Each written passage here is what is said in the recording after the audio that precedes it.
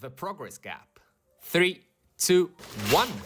Hello, everybody, and welcome back to episode 306 of the Shower Podcast, the podcast where I'm in my shower and you do you. I'm your host, Chip, and this is the second and last episode of the Weekend Drop, the shorter, easier episode of the Shower Podcast, where we unpack one simple idea you can carry into your weekend. Before we start, as usual, if you end up liking this episode, remember that liking and subscribing really mean a lot for me. They're just one click, but they really make the difference. Thank you very much for considering it. Now, have you ever caught yourself feeling behind? I think all of us did.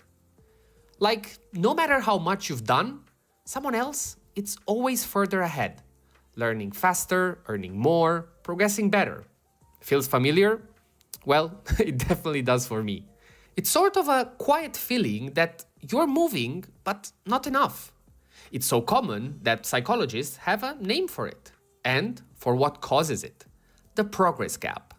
It's the distance between how far you've come and how far you think you should be by now. And that illusion, more than failure itself, is what quietly kills motivation. Here's what's happening underneath. Our brains are wired to adapt to improvement so fast that progress becomes invisible. You hit a goal, a promotion, a milestone, a personal record, and within days, it feels like the new baseline. That's the hedonic treadmill at work, a concept first described by Brickman and Campbell in 1971. We keep running, but our sense of satisfaction stays in place. Add that to social comparison, a bias Leon Festinger identified already back in 1950s, and you've got a perfect storm. We rarely measure against our own starting line. We measure against the highlighted reels around us. Online, that effect multiplies by 1,000. So, even if you've improved dramatically since last year, your brain downgrades it because it's now normal, while your reference point keeps moving higher. Behavior research shows that what keeps motivation alive isn't massive leaps, it's visible progress.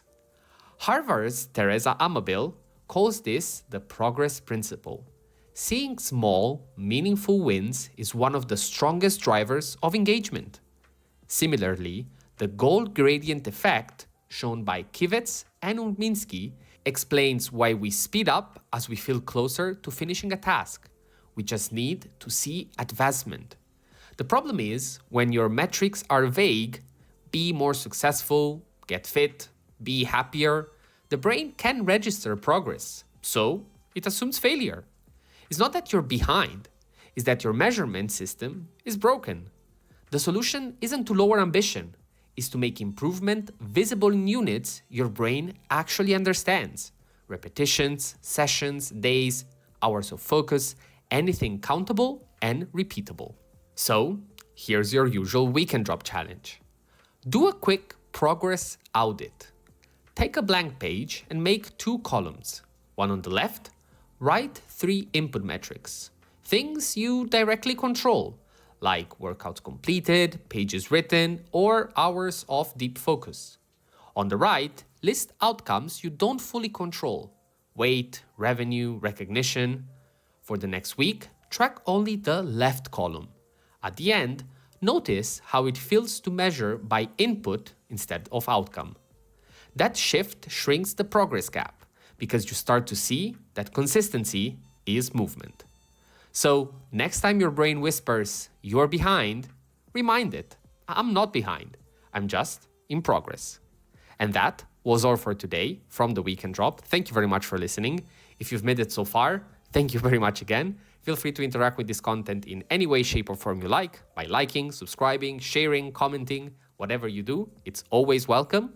And as usual, stay consistent, stay resilient. This was the Shower Podcast, and I'll see you tomorrow.